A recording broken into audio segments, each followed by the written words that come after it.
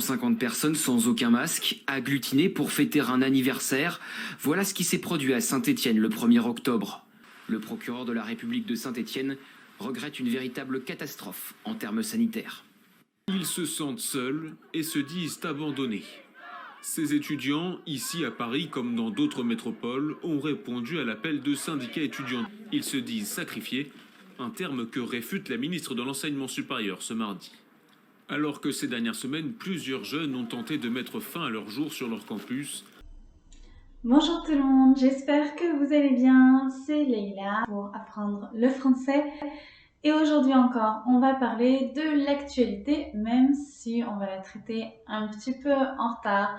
Aujourd'hui, on va parler du gouvernement français et des influenceurs, car il y a un lien entre les deux. Un lien qui a été fait le 22 février 2021 avec le porte-parole du gouvernement, Gabriel Attal. Restez avec moi dans cette vidéo, je vais vous expliquer le lien qu'il y a entre le porte-parole du gouvernement et les influenceurs français. Alors, en fait, le 22 février 2021, le porte-parole du gouvernement, Gabriel Attal, a décidé d'inviter des influenceurs, 5 influenceurs, pour traiter de l'actualité et notamment de la crise sanitaire et ainsi s'adresser aux jeunes qui très souvent sont dépolitisés. Ça veut dire que les jeunes de nos jours ne s'intéressent pas à la politique, ne s'intéressent pas trop à la politique et que très souvent ils ne vont pas non plus voter parce qu'il n'y a aucun parti véritablement qui les séduit. Donc pour s'adresser à ces personnes-là, le gouvernement d'Emmanuel Macron a décidé d'organiser cette entrevue entre le porte-parole et les influenceurs. Pourquoi les jeunes? Pourquoi les jeunes? Alors en fait, il y a eu 2 images très différentes des jeunes dans l'actualité, donc 2 images médiatiques très différentes. On va se remettre dans le contexte. En octobre 2020, le gouvernement nous annonce des nouvelles restrictions. On doit à nouveau fermer les restaurants, les bars, les salles de sport, les cinémas. Il y a à nouveau des restrictions à cause du Covid-19. Alors que nous, on pensait, jusqu'à septembre, on pensait que c'est bon, ça allait mieux, il y avait toujours le virus, mais on pouvait continuer à vivre en respectant les gestes barrières. Tout d'un coup, il y a eu à nouveau des restrictions. Donc, on s'est demandé pourquoi. Et la réponse des médias, c'était c'est à cause des jeunes. Parce que les jeunes font la fête, ils se réunissent à plusieurs, ils diffusent le virus entre eux, et après, en rentrant dans leur famille, en rentrant chez eux, ils diffusent à nouveau le virus. Donc, à ce moment-là, en octobre 2020, on avait cette image des jeunes qui font la fête, qui sont fêtards, et à cause d'eux, on est obligé de fermer à nouveau les restaurants, les bars, etc. Et on a notamment un médecin qui nous dit ceci. Mais on sait très bien que les contaminations, elles se font dans les soirées et dans les bars, et on sait qu'il n'y a pas de contamination dans les collèges, les lycées et les transports. Parce qu'on a des données pour ça. C'est avéré. En fait, quelques soirées, ça relance l'épidémie. Donc c'est ça les comportements. C'est-à-dire qu'en fait, c'est un virus de la fête.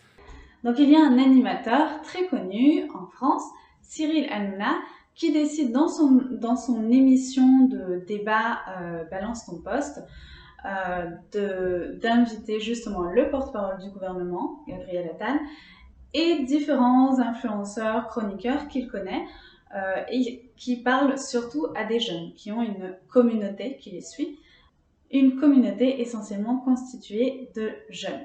Donc Cyril Hanouna déjà organise une émission dans ce style-là, pour sensibiliser justement sur le virus de la fête et sur les gestes barrières, le respect des gestes barrières. Il s'est dit, je vais faire appel à des influenceurs qui vont s'adresser à leur communauté. Et c'est également pendant cette émission qu'il a proposé à Gabriel Attal d'organiser ça aussi de son côté régulièrement avec des influenceurs. C'est donné ça. Que des jeunes qui parlent à d'autres jeunes, s'en fassent les relais et passent ces messages. Et justement, pourquoi vous n'avez pas invité les 50 influenceurs français toutes les semaines pour leur dire, voilà, on a besoin de vous, faites passer les messages. Si vous voulez qu'on fasse toutes les semaines une réunion en parallèle de la conférence de presse classique qui est faite par le ministre de la Santé, qu'on fasse une réunion au porte-parole du gouvernement avec les influenceurs pour relayer les messages et répondre aux questions. Très important. Banco, on l'organise à partir de la semaine prochaine. Non, mais c'est bien. Et donc, encore une fois, à ce moment-là, en octobre 2020, l'image des jeunes, c'est que ce sont des fêtards. C'est à cause d'eux qu'il y a la crise sanitaire qui est revenue plus forte. Mais petit à petit, l'image des jeunes va changer parce qu'on va voir qu'en fait, la situation des étudiants est très préoccupante. À cause du Covid-19, ils ne peuvent pas vraiment avoir de job étudiant, notamment dans la restauration. Les restaurants recrutent beaucoup d'étudiants. Là, comme ils étaient obligés de fermer, les étudiants n'avaient pas de travail dans la restauration, donc ils ne pouvaient pas payer leurs études, leur loyer. On a commencé de plus en plus à parler de la précarité étudiante, donc des difficultés que rencontrent les étudiants financièrement, que ce soit pour se nourrir, pour se loger, pour se soigner également. On en a parlé de plus en plus. Les étudiants se sont fait de plus en plus connaître également en disant notamment qu'ils étaient une génération sacrifiée. Ils ont fait connaître leur malaise, le fait qu'ils n'avaient plus de vie sociale. Il y a eu des suicides également. C'est vrai que normalement la jeunesse, ça rime avec les fêtes, ça rime avec le lien social, on voit nos amis, on voit nos camarades de classe. Là, les cours étaient à distance, ils ne pouvaient pas voir leurs professeurs en vrai, ils ne pouvaient pas voir leurs camarades de classe en vrai, ils ne pouvaient pas aller au cinéma, au restaurant, dans les bars, dans les discothèques. Tout ça était fermé, donc ils se sentaient vraiment mal. Et donc là, les médias ont commencé à s'intéresser en eux, en disant quand même, pauvre génération, c'est triste la situation des étudiants en ce moment. Et enfin, en février, arrive le premier épisode, la première entrevue entre le porte-parole du gouvernement et les influenceurs. Donc, 5 influenceurs ont été invités à l'Élysée. Il y a eu 3 personnes qui étaient déjà présentes dans l'émission avec Cyril Hanouna. Ces 3, c'était donc les 2 filles, Élise et Julia, qui étaient d'anciennes personnes qui travaillaient dans les médias, il me semble, à la radio notamment, qui ont décidé de créer leur propre média 100% féminin, fraîche, et elles ont maintenant leur propre agence de projets créatifs. On a également Malek Délégué, qui lui est un communicant en politique, que je connaissais via l'émission de Cyril Hanouna, mais que sinon je ne connaissais pas du tout. On a Enjoy Phoenix, qui elle est clairement influenceuse. C'est la première influenceuse en France, il me semble, avec plus de 3 millions d'abonnés. Et il y avait Fabien, qui lui est également influenceur dans le maquillage artistique, avec à peu près 4 millions d'abonnés également. Donc voilà pour les invités. Et le but, c'était qu'ils communiquent des questions qu'ils ont eues de la part de leur communauté et qu'ils puissent ainsi les poser directement au porte-parole du gouvernement afin de parler de ce qui se passe actuellement, notamment de la situation des jeunes, des étudiants également, au sujet de la crise sanitaire. Donc, dans ce contexte de crise sanitaire. Et en fait, ça a été très critiqué négativement. C'est là qu'est apparu le hashtag étudiant pas influenceur. Parce qu'en fait, les étudiants ne se sont évidemment pas du tout sentis représentés par ces personnes-là, notamment par NJ Phoenix qui, à un moment, a critiqué le fait qu'il y aurait beaucoup de triches dans les examens, dans les universités. Et donc, il y a notamment ce tweet où la personne s'est permise de rappeler que Enjoy Phoenix est déscolarisée depuis pas mal d'années, qu'elle n'est pas du tout étudiante, qu'elle ne connaît pas la vérité du terrain, les conditions dans lesquelles les étudiants doivent travailler actuellement, et que donc son propos était déplacé. Ce qu'elle disait, c'était mal vu.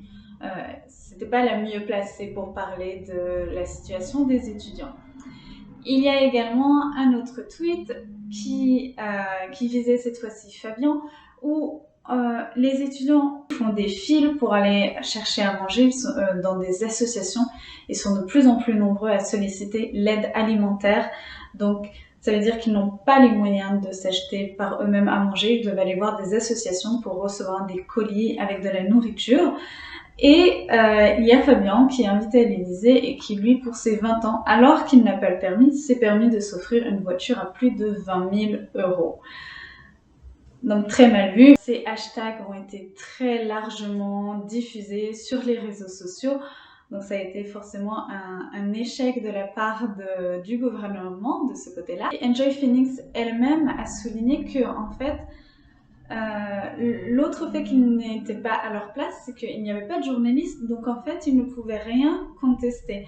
Gabriel Attal, le porte-parole du gouvernement, se baladait durant cet échange parce qu'il n'y avait aucune personne capable de le contredire. Donc se balader, c'est-à-dire qu'il n'y avait pas de résistance. Pour lui, c'était un peu comme une promenade, cette entrevue. Il n'y avait pas de vraies questions. Et ça se voyait, j'étais un peu mal à l'aise pour Enjoy Phoenix parce qu'elle a posé des questions, elle a fait des remarques où, en effet, ça se voyait qu'elle ne maîtrisait pas le sujet, qu'elle ne connaissait pas bien le sujet. Elle ne maîtrisait pas le sujet, comme à ce moment-là. La mesure sur l'apprentissage ? Ouais, mais alors ça, encore une fois, l'apprentissage aujourd'hui. Alors, un jeune qui veut aller en alternance, en apprentissage, comment il fait ? Alors, à partir de 18h, tu peux plus aller travailler, tu peux plus sortir. Alors oui, il y a toujours... C'est pas vrai, ça. Oui, alors... C'est pas vrai. Et en effet, oui, il y avait un couvre-feu à 19h, mais comme je le disais dans une autre vidéo, il y a des attestations. On a le droit de rentrer après ce couvre-feu si c'est pour des raisons professionnelles. Donc, sa remarque n'était pas juste. Donc, elle a bien montré qu'elle ne connaissait pas le sujet. Le début aussi m'a dérangée avec cette intervention-là. Personnellement, je ne regarde pas vraiment les infos. Je ne suis pas vraiment informée, je n'ai pas de télé chez moi. Je suis un peu pas trop au courant de ce qui se passe. Ma grand-mère s'est fait vacciner. Elle a son deuxième vaccin, je suis trop contente pour elle. Elle a quel âge ? Elle a 91 ans. Ce qui m'a dérangée, c'est que la façon de parler est vraiment jeune, pas du tout professionnelle, pas du tout médiatique. On dirait qu'elle a une soirée avec ses potes. La fille, on dirait qu'elle a une soirée avec ses potes. Et elle aussi, on lui pose la question et elle avoue « Ah mais j'ai pas du tout suivi l'actualité en fait. » Donc, pourquoi tu es là? Tu savais très bien que tu allais avoir une entrevue pour parler de l'actualité et tu es en train de dire « Ah moi je suis au courant de rien. » Donc pourquoi tu es là? C'était pas pris au sérieux. Et ces deux personnes ont surtout parlé d'elle, elles n'ont pas trop parlé des étudiants. Voilà, elles parlaient de voyage à Dubaï, comme c'est mis dans ce tweet. Ça parlait de voyage à Dubaï et non pas des étudiants. Il y a beaucoup de tweets qui ont montré que cette initiative n'était pas du tout passée auprès des étudiants, auprès des jeunes. Pas du tout passée, ça veut dire qu'il y a un problème. Il y a un problème. Encore une fois, le gouvernement est déconnecté de la réalité. Et c'est pour ça que les médias ont commencé à se poser la question, est-ce qu'on est sur de la communication ou est-ce qu'on est sur de la propagande? Donc dans le sens où on s'adresse à des personnes, déjà en première ligne, on s'adresse à des influenceurs qui ne maîtrisent pas le sujet. Donc il ne peut y avoir aucune contestation, donc il n'y a pas de débat, c'est...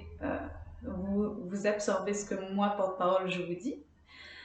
Et en deuxième ligne, on va parler à des gens qui sont dépolitisés, donc qui ne s'intéressent plus à la politique, et les influenceurs vont leur dire comment penser. Et on a bien vu que le but, c'était en fait de préparer 2022.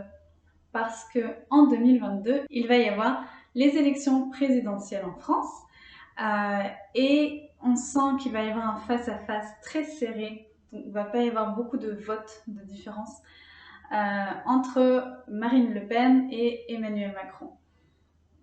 Or, justement, miser sur les jeunes, c'est aller chercher des voix chez des personnes qui jusque-là ne votaient pas trop et qui donc peuvent faire la différence, peuvent faire gagner ou Emmanuel Macron ou Marine Le Pen. Et d'ailleurs, Emmanuel Macron, c'est pas la première fois qu'il décide de s'approcher des influenceurs pour séduire les jeunes. Il l'avait déjà fait à travers un défi YouTube avec McFly et Carlito. Donc McFly et Carlito, ce sont deux youtubeurs qui sont très connus auprès des jeunes, très connus en France. Ils font des vidéos drôles, humoristiques, un peu décalées, et notamment des interviews challenge. Qui vont être drôles parce qu'on va faire sortir les dossiers. Sortir les dossiers, balancer les dossiers, c'est une expression qu'on utilise pour dire qu'on va parler de choses gênantes, qui peuvent mettre mal à l'aise, mais qui sont drôles. De choses un peu honteuses, en fait. On va devoir passer aux aveux, raconter des choses dont on a honte. Voilà. Ce sont 2 youtubeurs très connus qui sont suivis par plus de 6 millions de personnes. Ils ont plus de 6 millions d'abonnés. Et il y avait eu un défi, ils avaient reçu un défi de la part d'Emmanuel Macron dans une vidéo où le président leur demandait de faire une vidéo rappelant les gestes barrières, donc c'était toujours en surfant sur le coronavirus, sur les gestes barrières, et si cette vidéo atteignait les 10 millions de vues, alors Emmanuel Macron allait répondre à une de leurs interviews. Cette démarche aussi a été analysée par les médias. Il n'y avait pas trop de risques. En conclusion, il n'y avait pas trop de risques. Pour les youtubeurs, évidemment qu'ils vont avoir beaucoup de vues en montrant cette image d'Emmanuel Macron lorsqu'ils auront leur interview. Et Emmanuel Macron, lui, en vrai, ça va être un exercice plutôt simple. Il va casser justement cette image de président méprisant, complètement déconnecté de la réalité, qui ne se sent pas comme tout le monde. Là, il va apparaître comme tous les citoyens français. Il va sans doute séduire les jeunes, mais l'une des stratégies également via ses réseaux sociaux, via le travail avec les influenceurs, ce n'est pas de parler que aux jeunes, selon certains journalistes, c'est également de viser les générations plus âgées, comme celles des parents, des grands-parents, où Emmanuel Macron va leur montrer qu'il est populaire auprès des jeunes. Et donc si les parents, les grands-parents se disent « Ah, je veux quand même un bon avenir pour mes enfants, bah, ce président, il a l'air très bien pour les jeunes, donc je vais voter pour lui. » Voilà. Le but, c'est vraiment de cibler large, pas seulement les jeunes, mais aussi les générations précédentes, les parents, les grands-parents.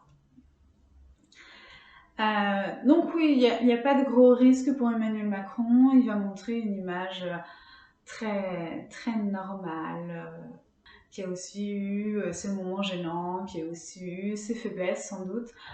Donc ça ne va pas être très risqué pour sa campagne. Au contraire, ça ne peut qu'être bénéfique pour son image, pour essayer d'avoir le maximum de voix lors des élections présidentielles de 2022, donc dans un an. Voilà un petit peu le débrief que je voulais vous faire sur ce hashtag étudiant pas influenceur. Qu'est-ce que vous en pensez? Est-ce que pour vous c'est de la communication tout simplement, ou est-ce qu'on commence à se rapprocher de la propagande? Est-ce que vous avez des politiques qui font ça, qui utilisent les réseaux sociaux certes, mais qui se rapprochent également des influenceurs pour toucher un public plus jeune? N'hésitez pas à me le dire. Est-ce que vous saviez qu'Emmanuel Macron, ou que le gouvernement d'Emmanuel Macron se rapprochait des influenceurs? En fait, Gabriel Attal fait beaucoup de Twitch, TikTok aussi peut-être, avec différents influenceurs. Il a rencontré beaucoup d'influenceurs. N'hésitez pas à me dire tout ça en commentaire. Et encore une fois, si vous avez des questions, n'hésitez pas à me les poser. Je vous répondrai vraiment avec plaisir, donc ne soyez pas timide. Si vous avez aimé la vidéo, n'oubliez pas de la liker, ça m'encourage à continuer à vous diffuser des informations sur l'actualité en France. J'espère que je ne parle pas trop vite. Là, j'ai essayé de ralentir, mais j'espère que je ne parle pas trop vite. Dites-le moi aussi, si ça va trop vite, dites-le moi. Et je ferai plus attention. Likez, partagez, ça m'aidera à continuer, à ne pas lâcher.